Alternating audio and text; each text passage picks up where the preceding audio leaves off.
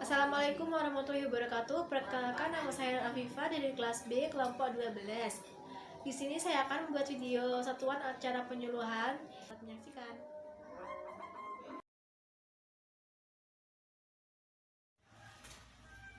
Assalamualaikum warahmatullahi wabarakatuh. Waalaikumsalam. Selamat siang ibu-ibu. Siang. Di sini saya akan menyampaikan penyuluhan ya ibu. Di sini saya sebagai pembawa materi. Nah, materi hari ini yaitu tentang mempersiapkan kehamilan yang sehat. Pengertian pasangan usia subur dan wanita usia subur yaitu pasangan usia subur yaitu berkisaran antara 15 sampai 49 tahun, di mana pasangan laki-laki dan perempuan sudah cukup matang dalam segala hal, terlebih organ reproduksinya sudah berfungsi dengan baik. Pada masa ini, pasangan usia subur harus dapat menjaga dan memanfaatkan kesehatan reproduksinya, yaitu menekan angka kelahiran dengan metode keluarga berencana, sehingga jumlah interval kehamilan dapat diperhitungkan untuk meningkatkan kualitas reproduksi dan kualitas generasi yang akan datang. Wanita usia subur adalah wanita yang keadaan organ reproduksinya berfungsi dengan baik antara umur 20 sampai 45 tahun. Puncak kesuburan ada pada rentang usia 20 sampai 29 tahun. Pada usia ini, wanita memiliki kesempatan 95% untuk hamil, menurut Suparyanto 2019. Di mana dalam masa wanita subur ini harus menjaga dan merawat personal hygiene, yaitu pemeliharaan keadaan alat kelamin dengan rajin membersihkannya. Oleh karena itu, wanita usia subur dianjurkan untuk merawat diri. Nah, tanda-tanda wanita subur dan pria usia subur yaitu yang pertama, wanita usia subur ya, siklus haid. Wanita yang mempunyai siklus haid teratur setiap bulannya biasanya subur.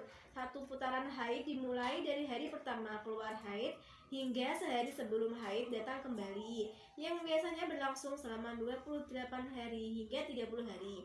Oleh karena itu, siklus haid dapat dijadikan indikasi pertama untuk menandai seorang wanita subur atau tidak. Nah, kemudian alat pencatat kesuburan. Kemajuan teknologi seperti ovulation thermometer juga dapat dijadikan sebagai alat untuk mendeteksi kesuburan seorang wanita. Termometer ini akan mencatat perubahan suhu pada badan wanita saat wanita mengeluarkan benih atau sel telur. Bila benih keluar, biasanya termometer akan mencatat kearahkan suhu sebanyak 0,2 derajat Celcius selama 10 hari. Namun, jika wanita tersebut tidak mengalami perubahan suhu badan pada masa subur, berarti wanita tersebut tidak subur. Kemudian ada tes darah. Wanita yang siklus haidnya tidak teratur, seperti datangnya haid 3 bulan sekali atau 6 bulan sekali, biasanya tidak subur. Jika dalam kondisi seperti ini, beberapa tes darah perlu dilakukan untuk mengetahui penyebab tidak lancarnya siklus haid. Tes darah dilakukan untuk mengetahui kandungan hormon yang berperan pada kesuburan seorang wanita. Yang selanjutnya yaitu pemeriksaan fisik. Untuk mengetahui seorang wanita subur juga dapat diketahui dari organ tubuh seorang wanita. Beberapa organ tubuh seperti buah dada, kelenjar tiroid pada leher, dan organ reproduksi. Pemeriksaan sistem reproduksi juga perlu dilakukan untuk mengetahui sistem reproduksinya normal atau tidak ya ibu. Yang terakhir, track record. Wanita yang pernah mengalami keguguran, baik disengaja ataupun tidak disengaja, peluang terjangkit kuman pada saluran reproduksinya akan tinggi ya ibu. Kuman ini akan menyebabkan kerusakan dan penyumbatan saluran reproduksi ibu.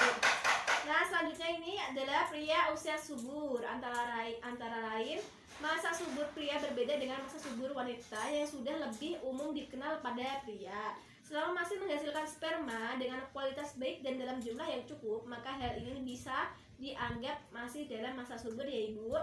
Berikut ini adalah beberapa indikasi yang bisa menentukan seberapa subur seorang pria, yaitu yang pertama, kuantitas. Jumlah sperma dalam sekali ejakulasi sangat berpengaruh kepada kemungkinan keberhasilan membuahi sel telur pasangannya. Idealnya sekali ejakulasi seorang pria dapat mengeluarkan hingga 15 juta sel sperma per mililiter. Jika lebih sedikit dari jumlah tersebut, maka persentase kemungkinan bisa terjadi perubahan sel telur juga akan menurun. Kemudian ada pergerakan ya ibu. Pergerakan sperma yang baik harus memiliki gerakan yang gesit untuk mencapai dan membuahi sel telur ya. Agar kemungkinan pembuahan bisa terjadi setidaknya 40%, sperma harus memiliki kemampuan bergerak yang baik. Yang terakhir, struktur ya. Normalnya bentuk sperma terdiri dari kepala yang berbentuk oval dan ekor yang panjang. Struktur sperma akan membantu meningkatkan peluang untuk terjadinya pembuahan alias kehamilan ya Ibu. Beberapa hal lain yang berdampak kepada kesuburan pria. Meski secara teori masih subur, pria bisa berlangsung selama kualitas dan kuantitas spermanya terjaga. Ada hal-hal yang mengaruhi kesuburan pria, diantaranya yang pertama usia. Secara umum masa subur pria kian menurun saat mencapai usia 40-an ya Ibu, yaitu 40 ke atas. Gaya hidup, selain usia, gaya hidup juga mempengaruhi kepada kualitas dan kesehatan sperma ya Ibu. Pada pria perokok, spermanya akan mengalami kerusakan akibat zat-zat yang terkandung di dalam rokok. Selain itu, banyak mengonsumsi minuman beralkohol juga berisiko merusak sperma ya Ibu. Yang ketiga, suhu dan radiasi. Agar tetap subur, testis harus memiliki suhu 1 atau 2 derajat Celcius lebih dingin dibandingkan suhu tubuh ya Ibu. Untuk itu, hindari penggunaan celana dalam yang terlalu ketat, berendam di air hangat dan mandi air hangat, karena hal itu bisa meningkatkan suhu di sekitar testis sehingga memperlambat produksi sperma. Yang terakhir, pastikan bebas penyakit menular seksual. Penyakit yang disebabkan oleh infeksi menular seksual seperti chlamydia dan gonorrhea. Chlamydia menyebabkan pembengkakan dan rasa sakit pada skrotum. Ada yang ditanyakan? Tidak. Baiklah, di sini ada brosur ya Ibu. Ini bisa dilihat nanti saat Ibu kalau masih bingung untuk belajar di rumah ya Ibu. Ini brosurnya, boleh dipegang. Ini brosurnya ya Ibu. Terima kasih ya Ibu. Apabila ada salah kata, saya mohon maaf yang sebesar-besarnya. Wassalamualaikum warahmatullahi wabarakatuh. Waalaikumsalam warahmatullahi wabarakatuh. Terima kasih. Wassalamualaikum warahmatullahi wabarakatuh.